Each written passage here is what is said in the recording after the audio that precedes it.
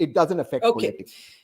Okay, Jaya Jaitley, Mahua Moitra has said that she has been the victim of misogyny, that the way she has been judged is by a standard that men are not judged. The questions that she has been asked, and she was last seen kicking this ball in her constituency in West Bengal, making a point about kicking patriarchy. She's been unapologetic. In my interview, she said she has not a single regret, not even about her login being used, which she suggested was common practice, and all parliamentarians did this. Has she been the victim of misogyny? Well, having been a victim of, let's say, male political patriarchy, I would say one half of me feels very sympathetic towards her because I have.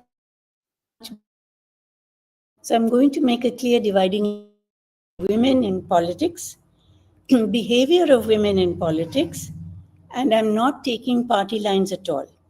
So the thing is that male language, the questions used in asking her things during the ethics committee and otherwise are very cheap. And I don't expect men to perhaps be any different, because I know of times when senior members of parliament from a different era used to tell me that male parliamentarians refer to the women in parliament as furniture.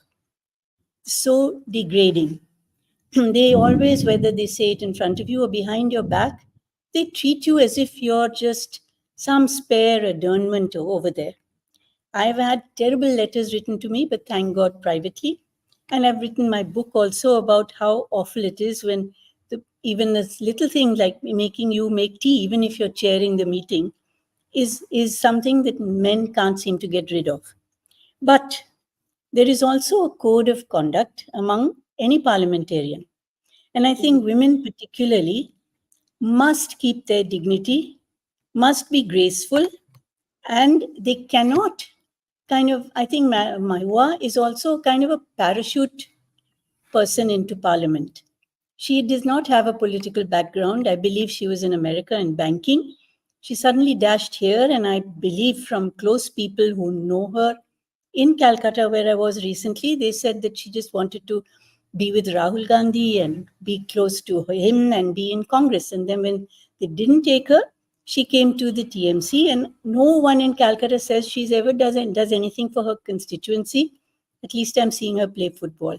But I don't think her experience is such. She just thought she'd come in, look snazzy, talk nicely, and do anything you feel like. And there are a lot of young people in Parliament today who tend to think that way, that Parliament is like you've become kings and queens and you can do what you like. I have worked all my life with a senior, very hardworking politician. Every single question he went through beforehand, people would write in things, a particular elderly gentleman would sit and write those questions for him onto the Parliament paper. Nothing would be ever sent as a ready-made question from outside. And of course, in those days, there was no password and all that nonsense. So when you say a part of you does feel her rage at being asked personal questions that speak to personal morality, that's what women go through, men don't. But a part of you is very upset about her conduct. If you had to say in one line what most about her conduct has disturbed you, what would that be? I think leading this kind of a private life, which you can have in celebrity magazines, but you cannot have in parliament work and in the parliament world around you and in the public world you live in. And, people who constantly wear their dark glasses, it might be a silly thing, but, people who work in the sun with the poor, wandering around villages, do not wear dark glasses. This is just too much celebrity and too much fancy English articulation, which, whether it's a man or a woman, I would say the same thing, is not workable politics. It has to be something solid. So it's so interesting you ask that, you say that, because I want to take that to Shubhrastha. One of the things I said to her in the interview to Mahua was, why do you embrace your elitism? Why do you flaunt your Ferragamos? And she said, I make no apology for who I am. She walked into that committee with her Louis Vuitton bag.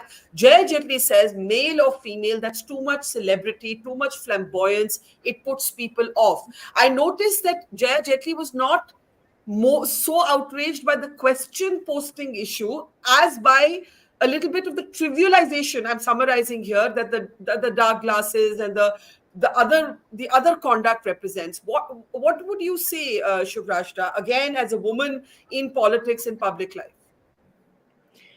Um, Barkha, I am very clear on two counts. I do not support Mahua Moitra's politics, but I'm also not open to the whole idea of incarcerating her for her public demeanor. Whether it is elitist, whether it is snobbish, whether it is whatever, it's her life and she should be allowed to live a life that she chooses to. However, I am also not from the school of thought that when asked pressing questions, you dangle the victim card of being a woman. You dangle the victim card of being a parliamentarian who've been asked indecent questions in the parliamentary committee for the simple reason that if the questions look, Barkha will have to understand one thing. She may say that the questions were indecent. The other members may say that the questions were decent. She chose to take it indecently. I don't. You and I do not really know what line of questioning was there. Going by how Mahua has conducted herself till now, she has had a habit of using her identity as a woman as a victim card to sort of score political points.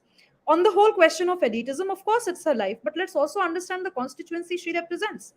If there are people who cheerlead for Mahua, I really want them to take this question to her constituency. These are these political consultancy firms who do these kind of surveys. Let's take it to the constituency and see if people are okay with the kind of elitism she has. This is to answer your question. However, let me tell you one thing. The charges under which Mahua Moitra is under scanner today is not of whether the kind of sunglasses she wears or the kind of shoes or whatever she wears. It's a very grave and serious charge. There is a business competitor of Gautam Adani whose office provided all kinds of secretarial and infrastructure help. The letter makes it very clear. Is it okay for an MP to do that? Also, she comes from a very socialist line of political thought. She doesn't come from the right wing, who, by the way, a part of the right wing does believe in conservative economics as well. She doesn't flaunt that. She comes from Yeah. TMC. She has all allegiances with all kinds of socialist politics. So, Yeah. is it okay for a socialist politician to accept all kinds of secretarial help I think from that a I think that I think that Right. is the I think that is the core issue. That how grave is the conflict or the potential conflict of interest? Tehseen, briefly before I come to Sumanth, you had your hand up. Yeah, Tehseen. I agree with what Shubhrastha said, that it's not a question about her glasses, her bags, or her shoes, and women are often that's unfairly targeted on that. But I disagree with Shubhrastha. She did win a Lok Sabha election. Her constituency did send her, despite the glasses, bags, and the shoes. It's not that she's wearing them after becoming an MP. So let's be clear on that part. But let me ask just one thing on this corruption charges. I, for one thing, minute don't endorse what she did. But I again say, how is Mr. Hiranandani suddenly nationalist? His nationalist father goes around YouTube channels giving interviews on how great the Honorable Prime Minister and Uttar Pradesh Chief Minister is. Son's living in Dubai. Was the son a kindergarten kid that he did not know he should not take a login password? He was so submissive that he got dominated by Mahua to start giving gifts across. And again, I say, if Mahua is a criminal, then by same logic, Mr. Hiranandani is a criminal, both father and submissive son. How come they escape criminality? Suddenly, Mr. Hiranandani is a nice guy who was indulging in this. Yeah. I think that's a very fair question. Why are the men in this case getting away?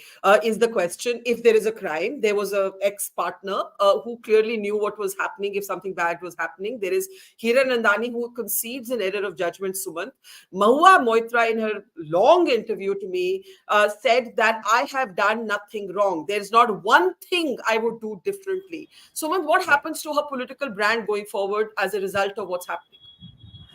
Look, Barkha, as far as Mahua, the politician, is concerned, clearly she is not a mass leader by any stretch of imagination. She's got where she is because of Mamata Banerjee at the moment. And, the fact that the TMC has not even come forward to defend her is a matter of grave concern for her. In fact, that should be worrying her. Today, Abhishek Banerjee did say that she's the victim of politics, but she can fight on her own. Yeah, so they haven't. I mean, clearly the kind of support they've given to their arrested minister has not been given to Mahua Moitra. That's very, very clear. Now, forget about that. My point is on a very simple issue. I have been asking on multiple debates over the last few days, can somebody produce the manual, as it were, of the guidelines or the rules or the law which prohibits the sharing? I agree with Tehseen. She should not have done it, is a different issue. Where it is against the law or against the rules to share that particular ID. Now, if you go into the Lok Sabha portal for submission of questions, there's a separate login for PAs, PSs, and so on. So clearly, the understanding, as I see it, and it is obvious to any lay person also, is that this is meant for multiple people to access on behalf of an MP. Now, whether she should have given it to Mr. Hiranandani's office, whether it should have been accessed from Dubai, no, all of that for a moment, if you park that and say that she should not have done it, to me, it seems more of an ethical violation than any breach of law, unless somebody can produce this and says she has violated the following laws or the following rule. Now, I haven't seen that. I've been asking. Actually, I asked the former Lok Sabha Secretary General, and he said the law is silent on it because Parliament Absolutely. probably hasn't. He said I it's a saw grey that. area. Yeah. Now, I saw want to that. just. Yeah, I No, want to just let lay me out. finish. Yeah. Sorry, Sorry. one second, Barkha. The second point is about the quote unquote cash, which there has been no evidence. And I would have thought that a panel which has received a letter or an affidavit, as it were, from a gentleman would at least call the man and ask him a few questions. You have submitted this affidavit. Now, what are the relevant questions? Now, you have given her these gifts. What were the dates on which these gifts were given? How was this gift paid for? What is the value of the gift? I mean, I'm amazed that I submit a report against you to Tehseen, and Tehseen accepts it as gospel truth without even calling you and asking, Right.